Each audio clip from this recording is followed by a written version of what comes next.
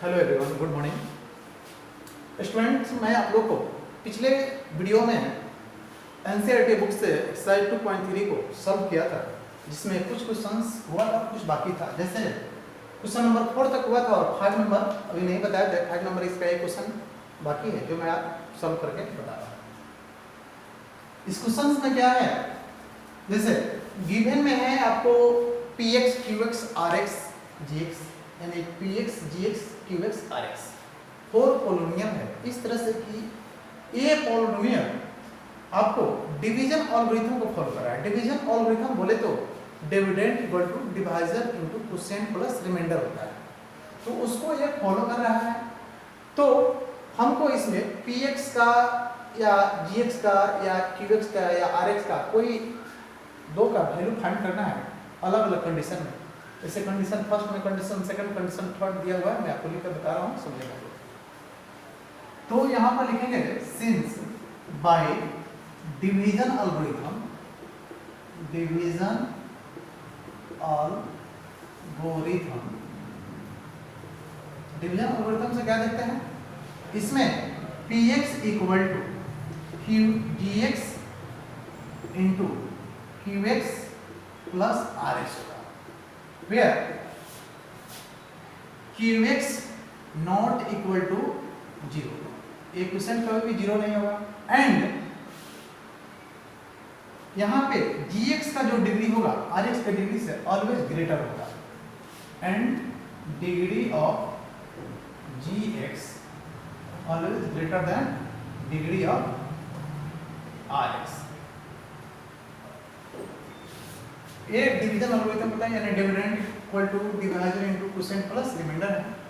अब condition first में क्या कह रहा है, इसको समझेंगे आप। फर्स्ट कंडीशन में है कि px, यानी कि 1 नंबर कंडीशन जो दिया हुआ है इसमें degree of px equal two degree of qx।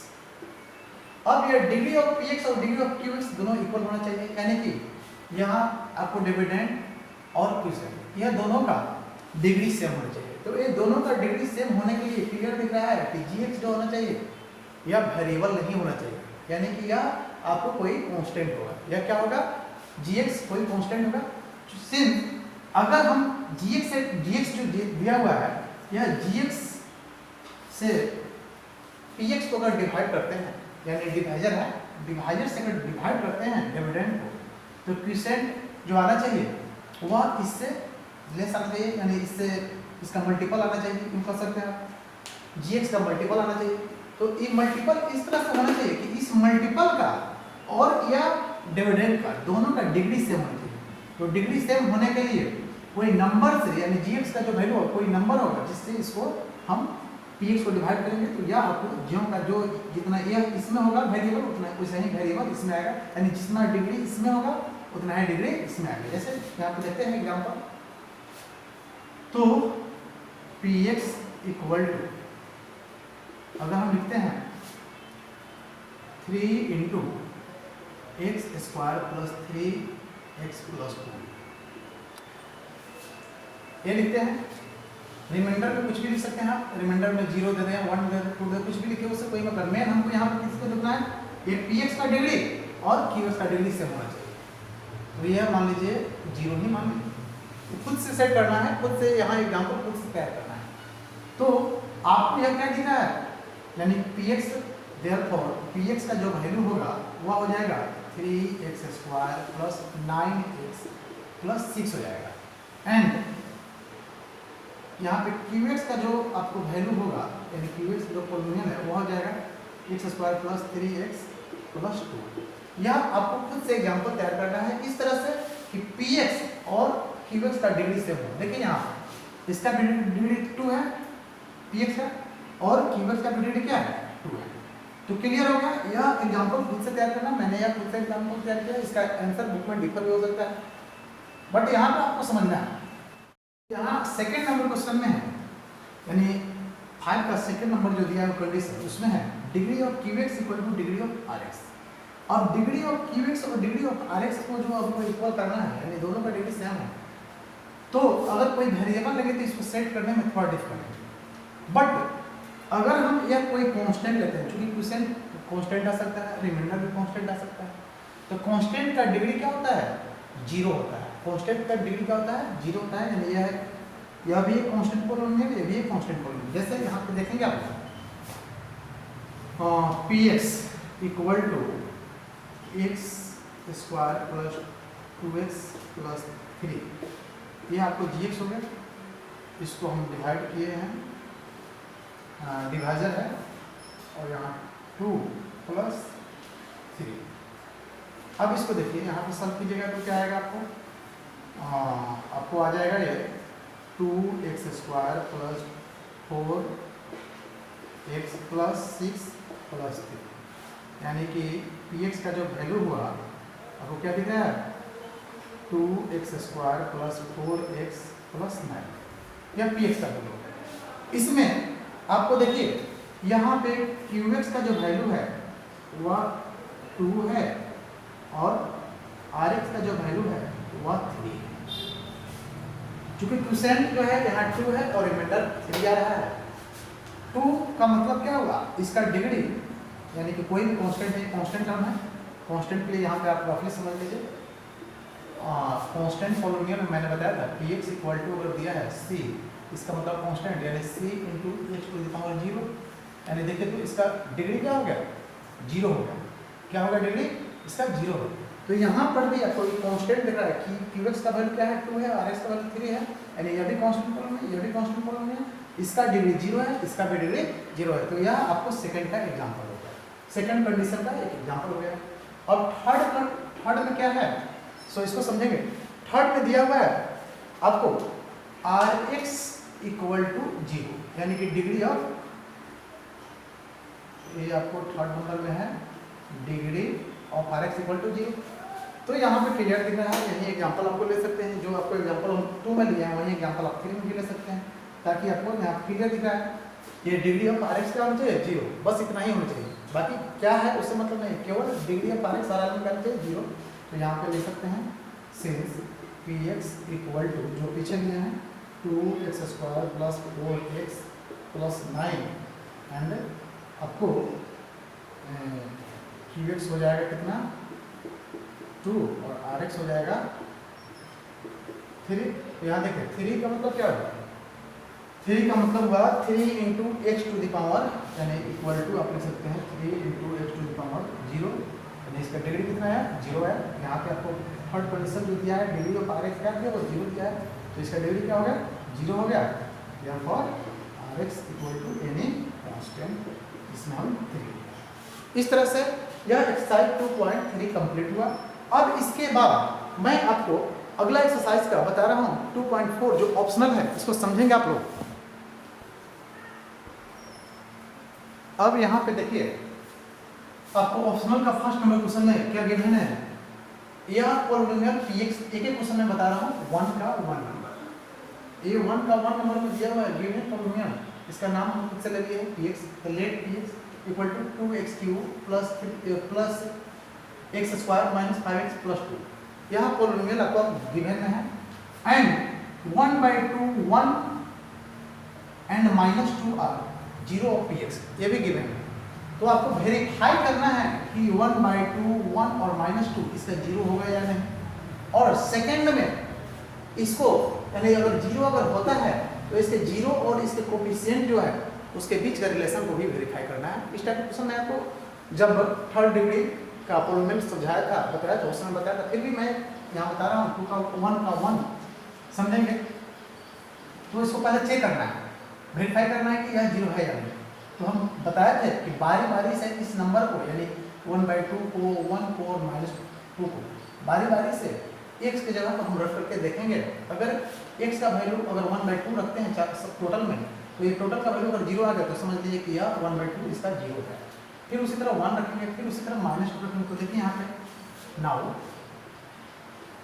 p1/2 equal to 2 into 1/2 to the power 3 plus 1/2 square minus 5 into 1/2 plus 2 equal to 2 into 1/8 हो गया। उसके बाद समझेंगे आप लोग, तो 1/8 हो गया plus 1/4 minus 5/2 plus 2 equal to, ये कट के होगा 4, 1/4 प्लस 1/4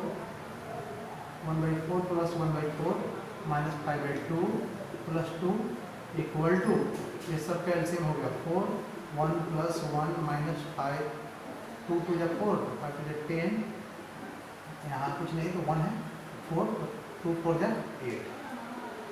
अब यहाँ पे देखिए 8 अब प्लस 1 यानी कि 10 माइनस 10 0 हो गया, तो P 1/2 का वैल्यू आया 0, इसलिए 1/2 Px का आपको 0 होगा। फिर उसी तरह से अगेन एक P1 का वैल्यू निकालेंगे, तो P1 का वैल्यू यानी कि एक से जब इसमें रिप्लेस करेंगे तो देखिए यहाँ पे 2 × 1 cube plus 1 square minus 5 × 1 plus 2, तो इसको भी सॉल्व करेंगे। देखिए 2 प्लस 1 माइनस 5 प्लस 2 यानी 2 प्लस 3 5 हो जाएगा, माइनस 5 ये भी क्या है 0 है, P1 का वैल्यू भी 0 है। अब अगेन P -2 का वैल्यू देखिए, तो 2 × -2 का क्यूब प्लस -2 का whole square minus 5 × -2 plus 2।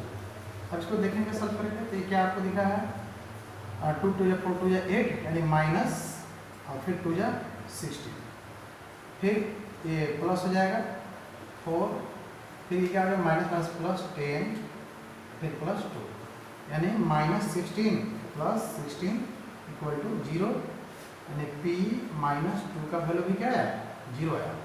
Therefore ये वेरीफाई हो गया क्या, therefore verified that 1/2 1 minus 2 are 0 जब zeros of Px, या Px का 0 हुआ या वेरीफाई हुआ। अब इसके रिलेशन को वेरीफाई करना है। नाउ Px इक्वल टू आपको दिया हुआ है 2x³ plus x² minus 5x plus 2, तो इससे बारी बारी से हम a b c कंपेयर करके निकालेंगे स्टैंडर्ड फॉर्म से। तो सिंस a इक्वल टू हो गया 2, b इक्वल टू हो गया 1, c इक्वल टू हो गया -5 और d इक्वल टू हो गया 2, तो एक नंबर यहाँ पे देखिए। Now verification